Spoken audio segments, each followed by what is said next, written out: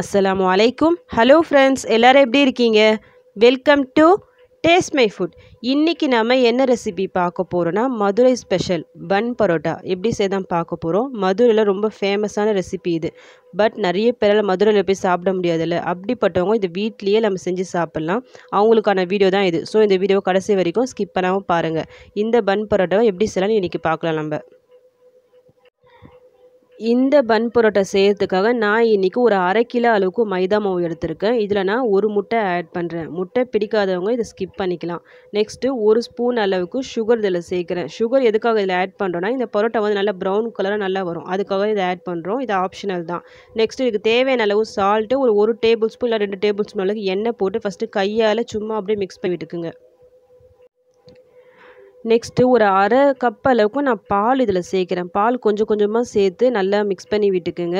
Extra தண்ணி தேவைன்னா இதில் ஆட் பண்ணிக்கோங்க. பால் எதுக்காக சேர்க்குறோம், நல்லா சாஃப்டாக நல்லா வரும், அதுக்காக தான். இது எல்லாம் நல்லா ஆட் பண்ணி நல்லா கையால் நல்லா மிக்ஸ் பண்ணி விட்டுக்குங்க. ஒரு 10 to 15 நிமிஷம் நம்ம கையால் நல்லா மிக்ஸ் பண்ணணும். அப்போ தான் இந்த பரோட்டா நல்லா சாஃப்டாக வரும். பன் பரோட்டான்னு இல்லை, நார்மலாக பரோட்டா செய்யும்போது மாவு வந்து நல்லா நம்ம மிக்ஸ் பண்ணி விட்டால் தான் நல்லா பிசையணும். அப்போ தான் சாஃப்டாக வரும். நான் ஒரு 15 மினிட்ஸ் நல்லா பிசைஞ்சு எடுத்திருக்கேன். பாருங்கள் எந்த அளவுக்கு சாஃப்டாக வந்திருக்கு. இப்போ இதில் ஒரு ஸ்பூன் அளவுக்கு எண்ணெய் போட்டு நல்லா மேலே அப்படியே க்ரீஸ் பண்ணி விட்டுட்டு, ஒரு துணி இருக்குது பார்த்தீங்களா, அது போட்டு நல்லா கவர் பண்ணி வச்சுக்கோங்க. இதை அப்படியே ஒரு 1/2 மணி நேரம் to 1 மணி நேரம் கிட்ட இதை அப்படியே ஊறட்டும். அப்போ தான் நல்லா சாஃப்டாக வரும் பரோட்டா. உடனே செய்யக்கூடாது, நல்லா ஊறணும் இந்த மாவு.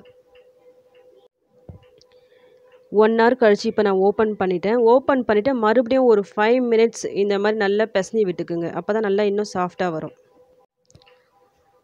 ரெடி பண்ண மாவுலேருந்து கொஞ்சம் மாவு எடுத்துகிட்டு இந்த மாதிரி நீட்டாக ரோல் பண்ணிக்கிங்க. ரோல் பண்ணிவிட்டு அடியிலேருந்து மாவை கொஞ்சம் நல்லா ப்ரெஸ் பண்ணி விடுங்க. ப்ரெஸ் பண்ணி விட்டால் உங்களுக்கு மேலே வந்து பால் மாதிரி கிடைக்கும். பாருங்கள் எந்த வெடிப்பு இல்லாமல் வந்திருக்கு பாருங்கள். இந்த மாதிரி பண்ணால் உங்களுக்கு ஆட்டோமேட்டிக்காக வரும். இந்த பரோட்டாவை பொறுத்த வரைக்கும் அந்த வெடிப்புலாம் இருக்கக்கூடாது. அந்த மாதிரி நல்லா பால் மாதிரி எடுத்து வச்சுக்கிங்க தனித்தனியாக.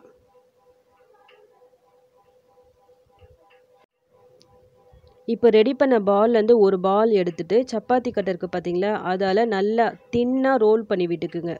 எந்த அளவுக்கு தின்னாக உங்களால் ரோல் பண்ண முடியுமோ அந்த அளவுக்கு நல்லா மெலிசாக உருட்டி எடுத்துக்குங்க.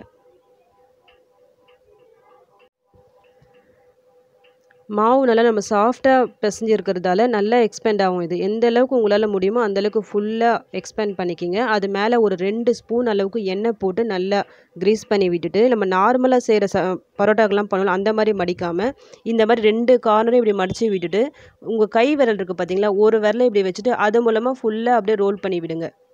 இந்த பன் பரோட்டா இப்படி தான் செய்வாங்க. அப்போ தான் நம்மளுக்கு கரெக்டாக வரும். ரோல் பண்ணி விட்டுட்டு இந்த மிச்சம் இருக்க மாவை அடியில் அப்படியே ஜாயின் பண்ணிவிடுங்க. ஜாயின் பண்ணி இப்படி ஒரு ப்ரெஸ் கொடுத்தா பாருங்கள் வந்துச்சு, ரெடி ஆயிடுச்சு பன் பரோட்டா. சைடெல்லாம் பாருங்கள் நல்லா பலூன் மாதிரி நல்லா ஃப்ளஃபியாக இருக்கும். இது அப்படி தான் இருக்கணும். அப்போ தான் நல்லா வரும் உங்களுக்கு.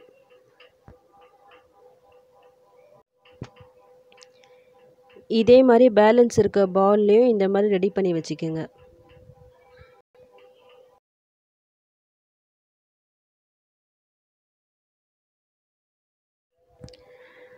ரெடி பண்ணி வச்ச மாவில் நான் பாதி பன் பரோட்டா ரெடி பண்ணி வச்சுருக்கேன். மிச்ச பாதியில் வந்து நார்மலாக பரோட்டா இருக்கும்ல, அது ரெடி பண்ணியிருக்கேன் நான். பன் பரோட்டாக்கும் நார்மல் பரோட்டாக்கும் என்ன டிஃப்ரென்ஸ்னால், அந்த மடிப்பு தான். நார்மல் பரோட்டா வந்து நம்ம இந்த மாதிரி மடித்து விடுவோம். பட் பன் பரோட்டாவில் வந்து அந்த ஒரு ஃபிங்கரை வச்சு நம்ம மடித்து விடுவோம். அப்புறம் நம்ம நார்மல் பரோட்டா வந்து நல்லா ஸ்ப்ரெட் பண்ணி சப்பாத்தி கலர் ஸ்ப்ரெட் பண்ணி நம்ம செய்வோம். பன் பரோட்டாவில் வந்து அப்படி செய்ய மாட்டோம். அப்படியே அதை ஃப்ரை பண்ணி எடுத்துருவோம். இப்போ இந்த பன் பரோட்டா எல்லாம் நம்ம ரெடி பண்ணி வச்சுட்டோம். இந்த ரெடி பண்ணி வச்ச மாவு மேலே கொஞ்சமாக எண்ணெய் வந்து அப்ளை பண்ணிக்கிங்க. இது உடனே அப்படியே ஃப்ரை பண்ணி எடுத்துடக்கூடாது. இது ஃபுல்லாக இதுக்கு மேலே ஆயில் நல்லா க்ரீஸ் பண்ணிவிட்டு கொஞ்ச நேரம் அப்படியே இது ஊறட்டும். அப்புறமா நம்ம ஃப்ரை பண்ணி எடுத்துக்கலாம். அப்போ தான் நல்லா சாஃப்டாக நல்லா வரும் இது. ஸோ இது கொஞ்ச நேரம் அப்படியே இருக்கட்டும். கொஞ்ச நேரம் ஆயிடுச்சு. இப்போ நம்ம ஃப்ரை பண்ணி எடுத்துடலாம். ஒரு பேனில் வந்து எண்ணெய் போட்டுக்குங்க. இந்த பன் பரோட்டா வந்து நம்ம ஃபுல்லாக பரோட்டாவுக்கு நம்ம பரத்தி எடுப்போம்ல, அந்த மாதிரிலாம் பரத்த தேவையில்ல. ஜஸ்ட்டு லைட்டாக ஒரு ப்ரெஸ் கொடுத்து போட்டால் போதும். இதில் எண்ணெய் வந்து இன்னும் அதிகமாக போடுவாங்க. நான் கொஞ்சம் கம்மியாக தான் சேர்த்துருக்கேன். உங்களுக்கு தேவைப்பட்டால் நீங்கள் எக்ஸ்ட்ரா எண்ணெய் போட்டுக்குங்க.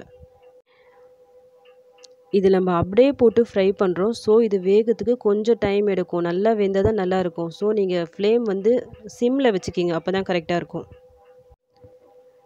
நல்லா பொறுமையாக குக் பண்ணுங்கள். இதை லைட்டாக இந்த மாதிரி கொஞ்சம் ப்ரெஸ் கொடுத்துட்டு திருப்பி போடுங்க. அப்போ தான் நல்லா உள்ளே குக் ஆகி நல்லா வரும் இந்த பரோட்டா. உங்களுக்கு தேவைப்பட்டால் இன்னும் எக்ஸ்ட்ரா ஆயில் கூட நீங்கள் போட்டுக்கலாம். இதில் நெய் கூட போடுவாங்க. இன்னும் நல்லா ஃப்ளேவராக நல்லாயிருக்கும்.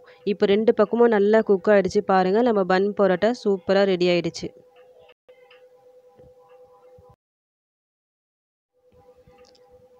சூடாக இருக்கும் போதே கையால் இந்த மாதிரி நல்லா அடித்து விட்டுக்குங்க. இந்த மாதிரி செய்யும் போது நல்லா ஃப்ளஃபியாக சாஃப்டாக நல்லா லேயராக வரும் உங்களுக்கு பரோட்டா.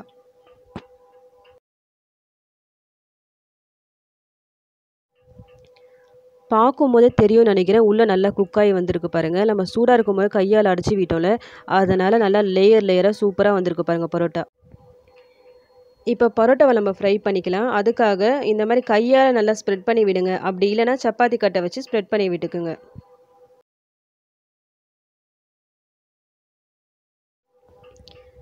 சேம் பேனில் கொஞ்சமாக எண்ணெய் போட்டுட்டு ரெடி பண்ணி வச்ச அந்த பரோட்டாவை நான் போட்டிருக்கேன். அது ஒன் சைட் குக் ஆனவொடனே இன்னொரு சைட் இப்போ நான் திருப்பி போட்டிருக்கேன்.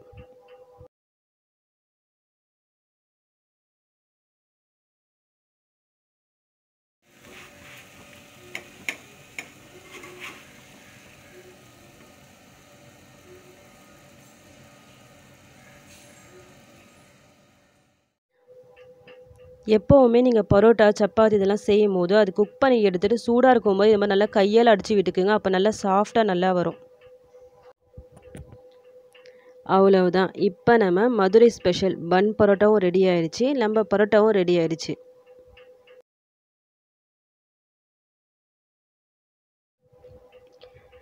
இதுக்கு சைட் டிஷ்ஷாக chicken gravy, mutton gravy, kurma சொல்லிட்டு எது வேணாலும் சூப்பராக இருக்கும். ஆனால் நான் இன்றைக்கி எம்டி சால்னா தான் ப்ரிப்பேர் பண்ணி வச்சுருக்கேன். எம்டி சால்னா எப்படி செய்யணும்னு சொல்லிட்டு நான் ஆல்ரெடி டேஸ்ட் மை ஃபுட்டில் அப்லோட் பண்ணியிருக்கேன். அந்த வீடியோவை பார்க்காதவங்க ப்ளீஸ் போய் செக் பண்ணி பார்த்துக்குங்க.